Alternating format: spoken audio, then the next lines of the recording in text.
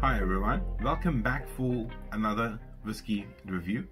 Today looking at something very special put together by our friends over the ditch in Australia at the Whisky List. Now the team there has really outdone themselves by putting together this blended malt whiskey at the age of 16 years old.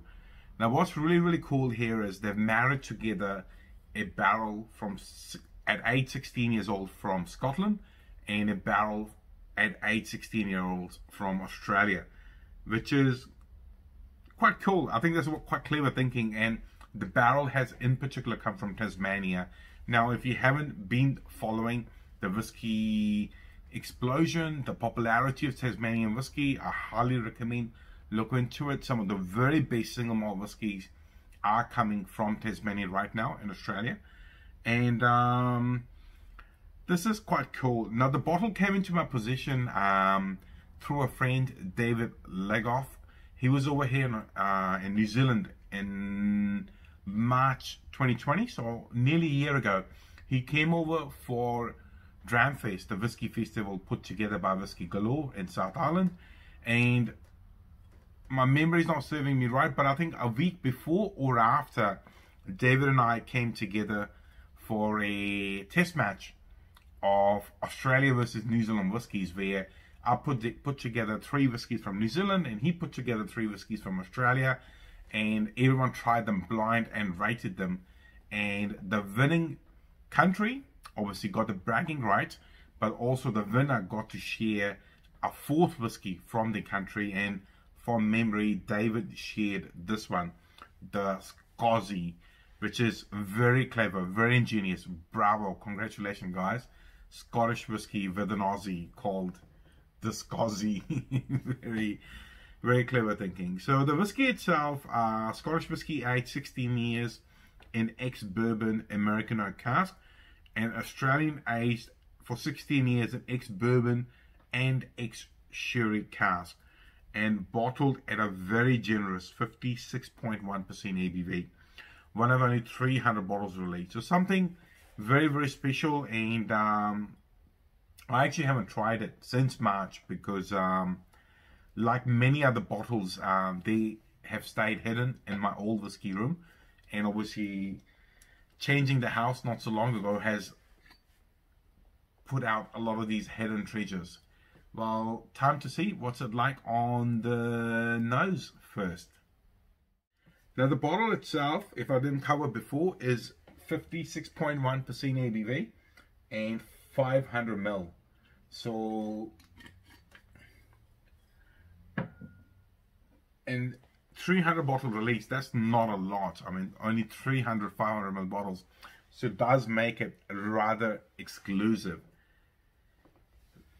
Reasonably light in color. If you see, very pale in color. I'm not sure exactly what type of sherry cask they've used. I'm sure if we ask David, he might be able to find out. But right now, I'm not sure which particular sherry cask was aged for was used for the Tasmanian whiskey. Well, on the nose first. Ooh, honey. There's a unique minerality or seaside character on the nose. Kind of a briny, salty character. Very interesting. Like I tried it last time, it is quite, seems quite youthful on the nose, which is kind of bizarre because it's been aged for 16 years, which is a very long time for any whiskey, and it seems quite youthful. It wants to jump up and presents its flavors. Among the honey, there's just a little bit of pear. Is that pear?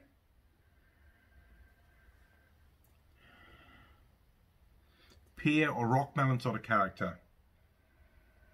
So honey so far, salty, briny, seaside character, and just a little bit of pear or rock melon on the nose. Very nice. I am actually looking forward to adding just a bit of water to it, because the alcohol vapors in it are making it just a little challenging for me, but the nose overall is quite sweet. No noticeable sort of peaty, smoky character. Very, very nice. Well, let's see what's it like on the palate.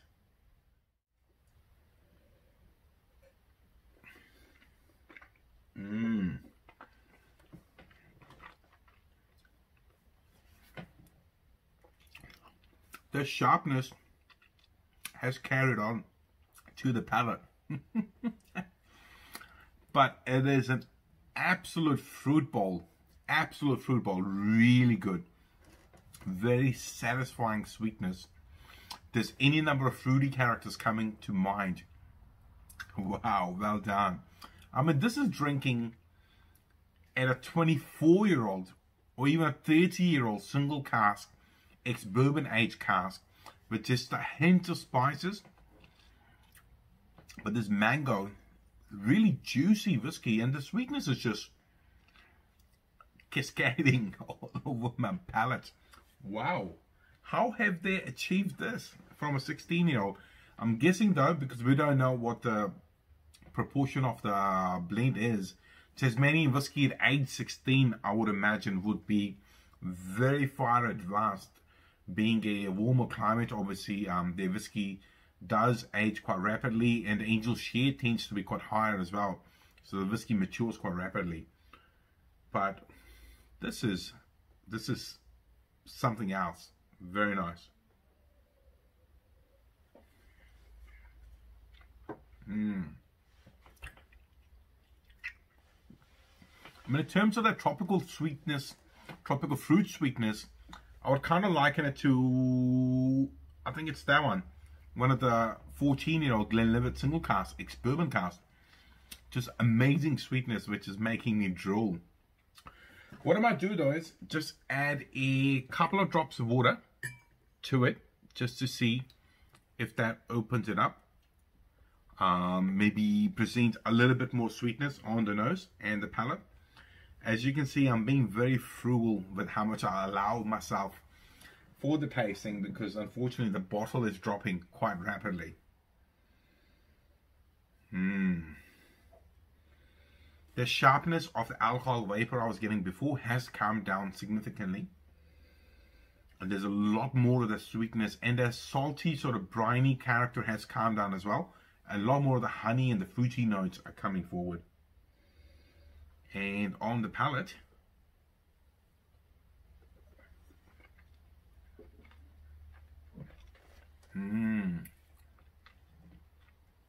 it is so juicy. Wow.